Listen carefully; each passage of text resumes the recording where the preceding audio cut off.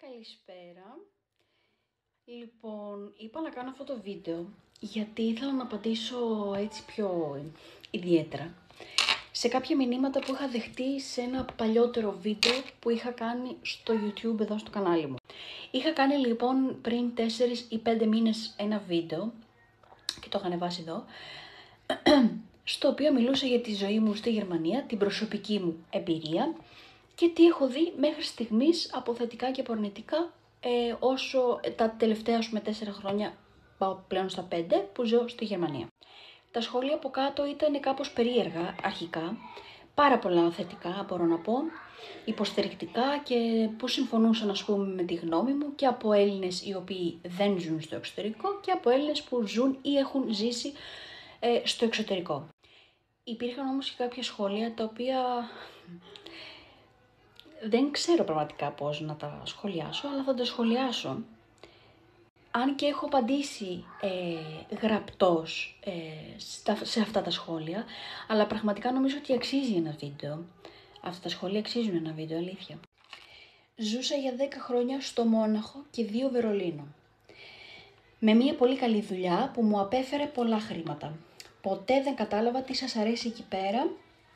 Το Μόναχο είναι πιο βαρετή και πιο μουντή ευρωπαϊκή χώρα για εμένα και σε παρένθεση έχω πάει σε πολλές. Δεν αντέχεται αυτή η ζωή. Από όταν επέστρεψα στο πανέμορφο νησί μου την Κέρκυρα, βρήκα την υγειά μου στην κυριολεξία καθώς πέρασε η κατάθλιψη και η βαριά μελαγχολία που ένιωθα. Πάντως χαίρομαι που όσοι δεν εκτιμούν αυτόν τον τόπο φεύγουν διότι είναι ιερός και δεν τους αξίζει να είναι εδώ. Ας μείνουμε όσοι πονάμε τα χώματα των προγόνων μας και όσοι δίνουμε αγώνα καθημερινά να αναστηλώσουμε την πατρίδα μας. Οι υπόλοιποι δεν χρειάζεται να έρχεστε ούτε για διακοπές. Όσο πιο μακριά, τόσο το καλύτερο.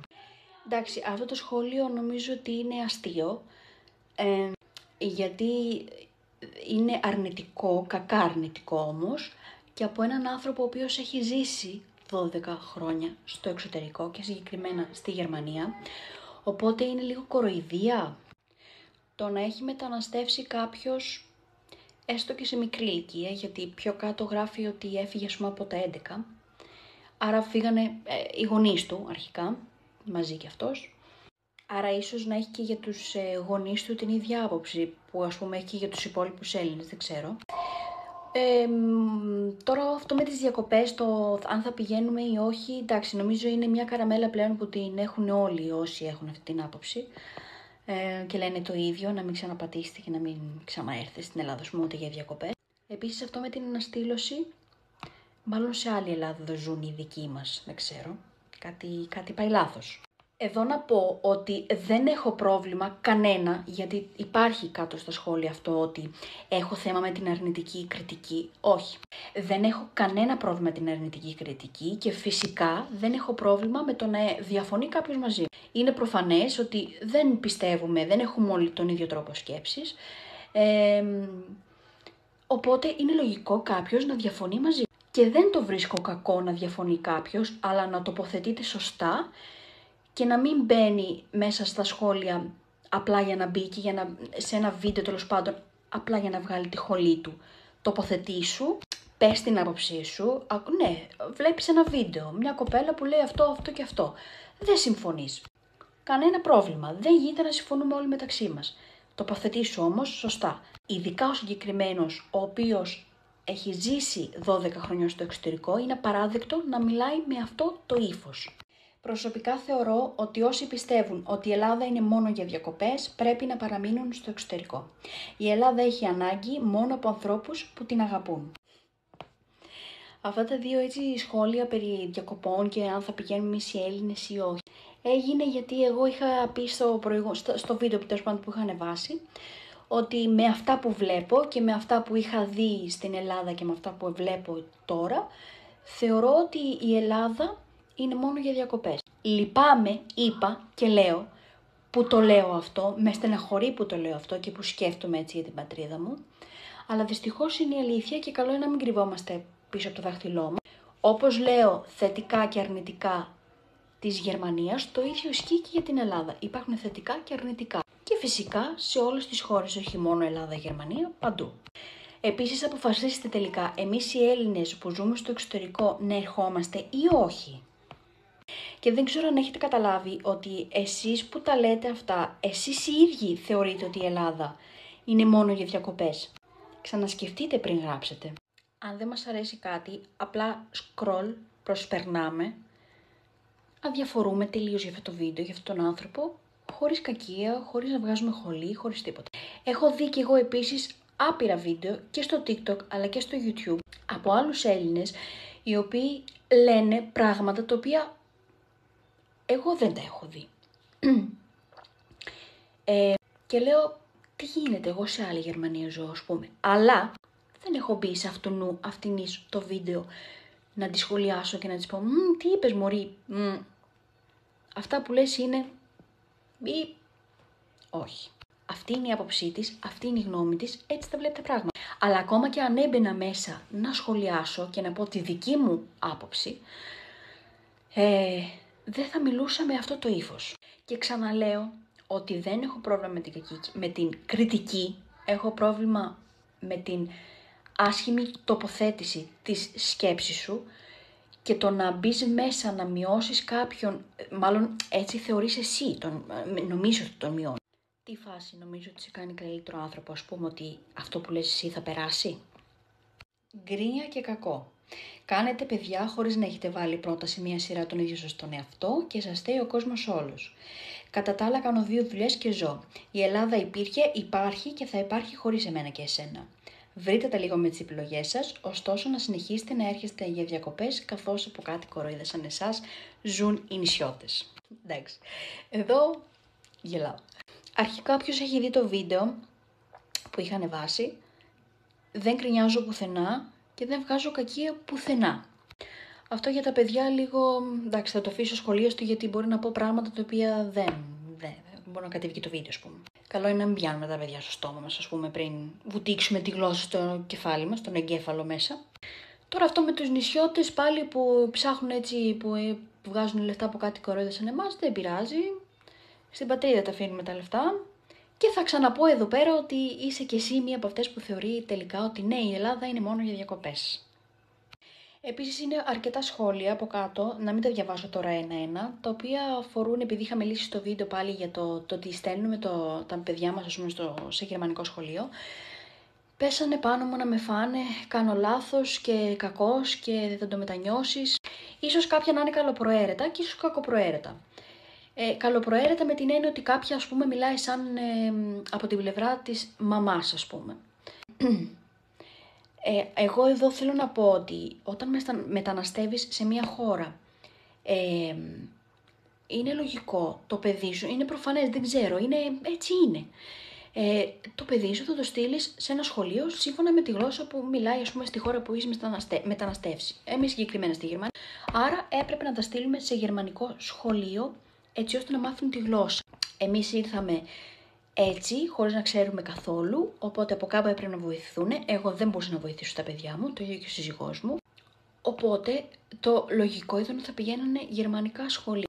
Επίσης, είπα ότι στο μέρος που ζω, δεν θυμάμαι αν το έχω πει στο βίντεο, αλλά το είπα σε σχόλιο, ότι στο μέρος που ζω δεν υπάρχουν ελληνικά σχολεία. Ελληνικά κάνω εγώ με τα παιδιά μου. Ξέρω, δεν είναι το ίδιο. Και ενημερώθηκα όταν έμενα στο Μόναχο, ενημερώθηκα από γονείς Έλληνες εκεί πέρα και γνωστούς έτσι και φίλους που στέλνανε τα παιδιά τους σε ελληνικά σχολεία για να μην χάσουν την παράδοση, την κουλτούρα και όλα αυτά.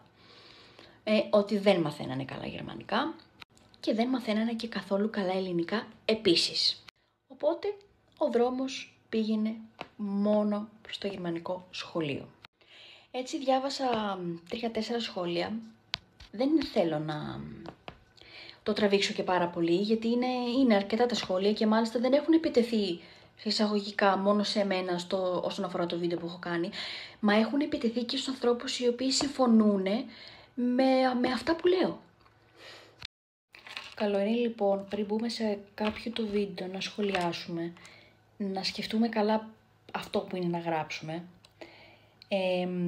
Και θα ξαναπώ πως ναι, δεν συμφωνείς και καλά κάνεις. Δεν σου είπε κανείς ότι πρέπει να συμφωνείς 100% με τον άλλον. Και δεν περίμενα κάτι τέτοιο. Δεν έκανα το βίντεο για να συμφωνήσουν και μπράβο, συγχαρητήρια. Όχι, το έκανα για να πω την προσωπική μου άποψη. Και δεν το έκανα για να πείσω κάποιον να έρθει στο εξωτερικό. Δεν έχω κανένα όφελος να τραβήξω κάποιον στο εξωτερικό. Επίσης είδα σχόλια του τύπου αφού είναι δύσκολα, γιατί κάθεσαι και δεν φεύγεις. Και εδώ θα απαντήσω ότι ναι, είναι δύσκολα, αλλά στην Ελλάδα είναι ακόμα πιο δύσκολα, με τη μόνη διαφορά ότι είσαι απλά στον τόπο σου. Θετικά λοιπόν, πολλές ευκαιρίες για δουλειά, κανονικά ωράρια, υπερορίες πληρωμένες, άδειες πληρωμένες. Αν αρρωστήσεις, δεν φοβάσαι ότι θα σε απολύσει το αφεντικό σου, πας στο γιατρό, παίρνεις το χαρτάκι σου, το δίνεις και όταν γίνεις με το καλό καλά, ξανά επιστρέφεις. Ένα από τα πιο σημαντικά για μένα, μάλλον το πιο σημαντικό για μένα, μετά τη δουλειά, η ασφάλεια υγείας. Μπορεί ναι, κάθε μήνα και εγώ και ο σύζυγός μου να πληρώνουμε ένα αλφα ποσό από τους μισθούς μας για να έχουμε ασφάλεια. Ναι, αλλά έχουμε ασφάλεια. Δεν πληρώνουμε τσάμπα. Πας στους γιατρούς και δεν πληρώνεις ούτε €1. Και το λέω εμπειρικά, έχω κάνει άπειρες εξετάσεις στον οδοντίατρο, εξετάσεις αίματος, στο γυναικολόγο μου, επισκέψεις οι οποίες πρέπει να γίνονται και δεν έχω πληρώσει τίποτα, το ίδιο και ο σύζυγός μου. Έχω κάνει εξετάσεις στα παιδιά μου, επισκέπτομαι τον παιδίατρο όποτε θέλω, είτε αρρωστήσουν είτε όχι για ένα τυπικό έλεγχο, χωρίς να πληρώσω. Όσες φορές με έχουν αρρωστήσει, τα αντιβιωτικά είναι όλα δωρεάν όσον αφορά τα παιδιά, τα φάρμακα των παιδιών είναι δωρεάν. Για εμένα προσωπικά, σαν μαμά, σαν νάνα, πάρ' το πως θες, είναι ένα από τα πιο σημαντικά με τη δουλειά. Και μην μου πει κάποιος ότι εντάξει παρέχεται σωστή ασφάλεια, ας πούμε, εκτός από τους ιδιώτες, ας πούμε, που έχουν ιδιωτική ασφάλεια, θεωρώ ότι όλοι οι υπόλοιποι είναι Παναγιά μου βόηθα. Είχα και ξέρω, δεν μιλάω έτσι, σωστό εκπαιδευτικό σύστημα. Εδώ έχω δει με τα μάτια μου και αυτά που λέω τα λέω εμπειρικά, επειδή τα έχω ζήσει, προσπαθούν πραγματικά για ένα παιδί, θα το βοηθήσουν και θα το σπρώξουν σε εισαγωγικά προς τα εκεί που θέλει, αυτό που θέλει να πετύχει και θα μου πεις ναι αλλά είναι μικρό, ξέρει τι θέλει. Προσπαθούν όμως, το βοηθάνε. Και επίσης αυτό που μου έκανε εντύπωση στα σχολεία και δεν το είδα πουθενά στην Ελλάδα και όσο πάει και χειροτερεύει αυτό, είναι ο σεβασμός που υπάρχει στα σχολεία με τη διαφορετικότητα. Και όταν εννοώ διαφορετικότητα, εμένα προσωπικά με αφορά η θρησκεία και τίποτα άλλο. Το ότι έχουν σεβαστεί, το ότι τα παιδιά μου είναι χριστιανοί ορθόδοξοι και δεν παρακολουθούν μάθημα ισλαμικής ιστορίας και δεν γνωρίζω τέλος πάντων πώς λέγονται όλα τα υπόλοιπα, οποιαδήποτε άλλης θρησκείας λείπουν από αυτό το μάθημα και κάνουν κάτι άλλο, εμένα μου δείχνει σεβασμό. Το ότι την ώρα του φαγητού, επειδή μου το είπε η ίδια η δασκάλα, η δασκάλα απέτησε και από τον ταξιάρχη, αλλά και από τον Χρυσοβαλάντη, την ώρα που τρώνε να κάνουν το σταυρό τους, γιατί έτσι είμαστε εμείς οι χριστιανοί ορθόδοξοι, εμένα αυτό μου δείχνει σεβασμό. Θες αρνητικά, πολλά. Υψηλά ενίκεια. Γραφειοκρατία ως εκεί που δεν πάει. Πολύ περισσότερο από την Ελλάδα. Αλλά λύνονται πολλές φορές και όλα με ένα email. Υψηλές φορολογικές και ασφαλιστικές εισφορές. Πολύ υψηλές. Ξέρεις ποιο είναι το θετικό όμως σε αυτό το αρνητικό, πάρα πολύ μεγάλο αρνητικό? Ότι τις περισσότερες φορές, εάν έχεις πληρώσει πολύ παραπάνω, τα παίρνεις πίσω.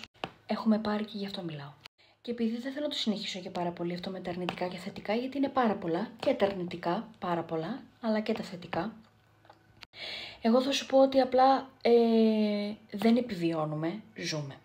Στην Ελλάδα επιβιώναμε. Και να σου πω και κάτι, για ποιο λόγο να ζητάω και να προσπαθώ για τα αυτονόητα. Γιατί κάποια πράγματα είναι αυτονόητα, όπως είναι η υγεία, η ασφάλεια υγείας, όπως είναι η δουλειά. Για εμένα είναι αυτονόητο ένας γονιός να θέλει να δουλέψει. Και γενικά όταν θέλεις να σχολιάσεις το βίντεο ή την άποψη κάποιου όσον αφορά τη μετανάστευση, καλό είναι να είσαι ενημερωμένος σε 5 πράγματα.